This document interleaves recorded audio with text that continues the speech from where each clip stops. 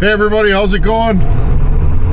Well, it's a big day for the channel. I bought something that I've never owned before, and it was something I wanted, and I thought, you know what, the channel can buy it for the trip. I really want to film some country in this trip, and well, what's the best way to do it? An action camera. So I ended up picking up a action camera, GoPro, whatever you want to call it. I bought a DJI Action 4. It's a small, little, pretty high-end action camera. Here's the camera in question.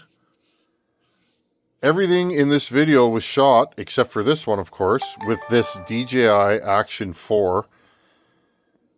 Osmo Action 4. This thing is super trick. It's got a front-facing camera. Here's your rear-facing. It has all kinds of adjustments. This thing will shoot up to 4K, 60 frames per second, or 4K 69 at 120. That is ridiculous. No point on using that for YouTube, because YouTube does compress files. But I'm probably going to film. I usually film 1080p at 60 frames per second with my phone. I'm probably going to do 2.7K 69 at 60 frames per second. This is the size of it. Here it is in my hand. It's tiny. Couple of neat features. It has a magnetic base, meaning it clips in here. It guides itself onto the base. So if you're riding a motorcycle and you go like this, it goes clip and you know it's in place. Power button. This is the charge side, and then this side I have a 512 gig memory card and a single battery. I'm probably going to buy a 3 battery pack, but I want to get this thing going for the trip. So this whole video is shot with this nice little camera, and let's see the image quality.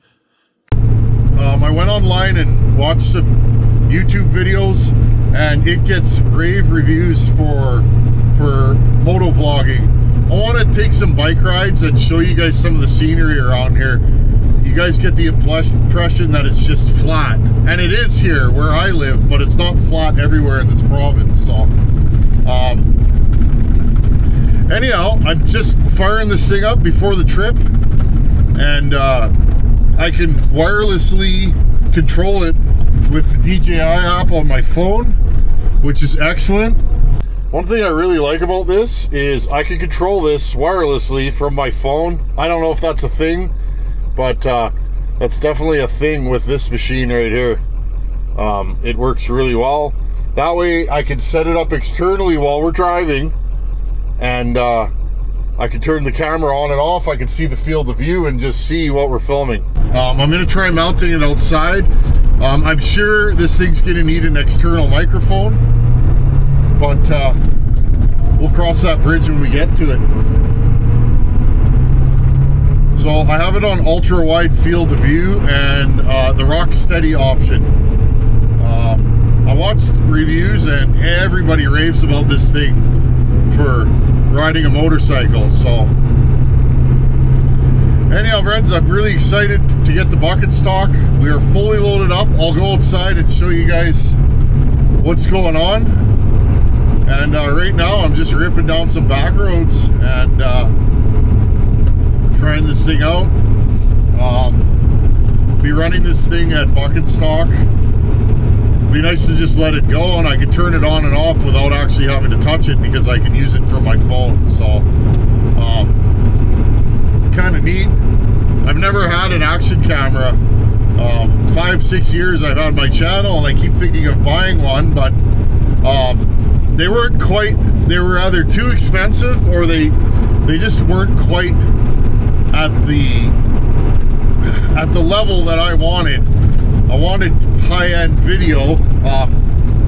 My entire channel is shot with, what is this? This is a Samsung S25 Ultra, which is top of the line. I don't know if they've come out with anything new, but it was top of the line Samsung when this thing came out, and this thing shoots 4K, and you know, all the good stuff. So I'm used to running high-end cameras on my phone, so when I shoot video, I want something high-end. Well, this thing will shoot up to 8K, I believe, 120 frames per second. I'm shooting 2.7K at 30 frames per second right now, and see what it looks like. Anyhow, friends, I'm gonna mount you guys on the back, and let's get some video of this thing driving. I'm sure the sound quality is not going to be very good until I get a microphone, but until I get one, we'll just run and gun with this thing. Anyhow, friends, stay tuned. I'll show you what I have packed. Basically, I'm just driving around the neighborhood, making sure that nothing moves around and that everything's rock solid in the back here. I hate restrapping loads. I hate redoing any of that stuff. We used to drive to Florida every year to Daytona Bike Week, and I remember we'd stop every 10 hours and open the trailer and look at the bikes, and like my stuff never moved. So anyhow, friends, I'll pull over and show you guys my setup, and then let's do some driving, and then we're gonna do a question of the day. I had a good question of the day this morning. I read it, I answered it, but I think it's an important one for the rest of you guys to hear, just in case you have a similar saw with a similar problem. Anyhow, see you guys in the back. Here's our setup here. Beautiful night. I was gonna go for a ride, but I think I'm done for the night. Job box, that's where all the saws are. I got a couple saws in this toolbox, spare tire. Oh, I gotta take this off. And that's about it. Ready to go. I got the back seat folded down. I don't know if you guys can see in there, but yeah, back seat's folded down and everything's in there. That's a good looking rig, if I do say so myself. Let's go do a question of the day inside the cab.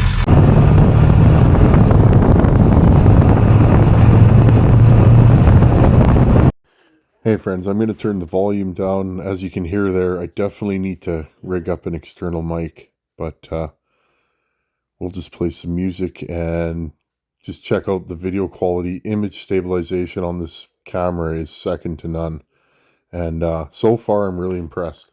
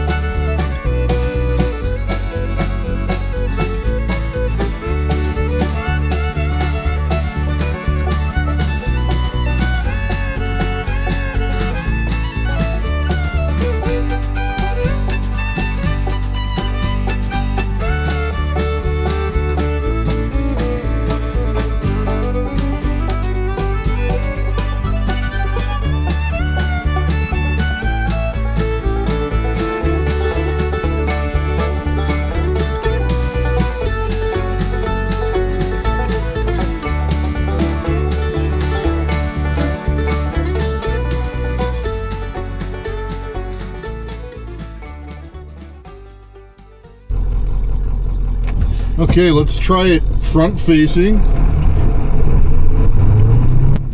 One thing I really noticed about this camera, this is what it's like to ride in an OBS 7.3 Power Stroke. That noise, that's what it's like, friends. It's noisy in the cab. It's an entertaining experience. If you've never been in one of these trucks, it's not like a modern truck. As you guys can see, it's a little flat where I live. This isn't quite where I live, but I'm just back roading.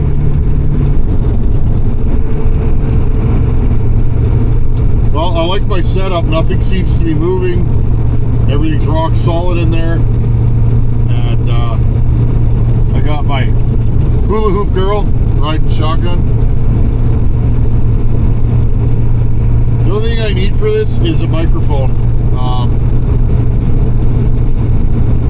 I'm definitely going to incorporate a mic. Really happy with this thing. It's small, lightweight. The mount is actually magnetic. It guides you into place, which is kind of neat, especially if you want to shoot on a motorcycle. So far so good. I'm really happy with this thing. I'm using ultra wide, and I have it on the rock steady option, which stabilizes all your video. Well, I think this thing's ready to go. I got 2 full tanks of gas, and slip tank's empty.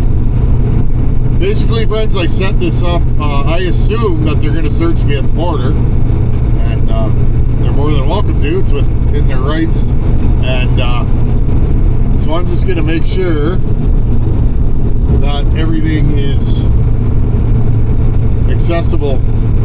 And having the slip tank empty will be even easier. They can see right to the bottom, so. Okay, let's finish this video up with a question of the day. This one comes from Mike S. Hey Mike, how's it going? He sent this about a week ago. I sent him an email this morning, but I thought to myself, let's answer it on video today too. Hey Tin Man, seeking advice. I was looking for a 268 XP, ended up with a 1984 Johnster at 630, trying to get this thing to hold a tune. When I first got it, it would idle, but sounded bad, wouldn't rev up much, and maybe 5 to 6K. Extremely hard to start first time from cold.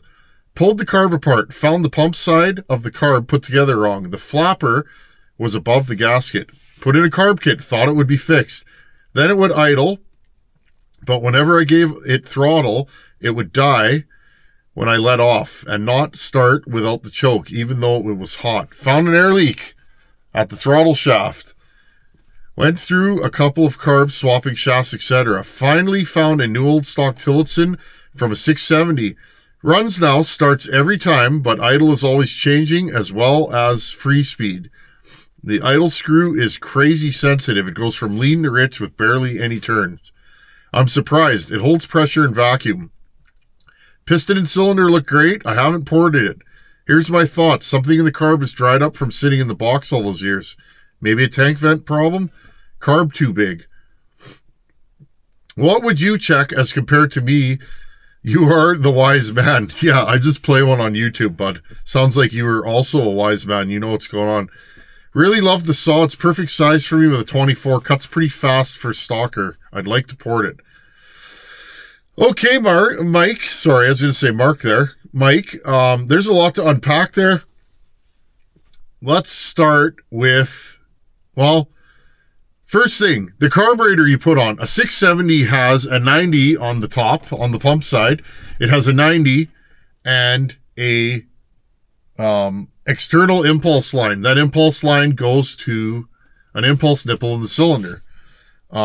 As far as I know, that's all 670s. Now, I've never had a 670, but anybody that's been around this channel knows I've researched and studied the 61, 66, 261, 266, 268, 272 chassis, 162. I'm going to call it the 162 chassis because, as far as I know, that was the first on the chassis.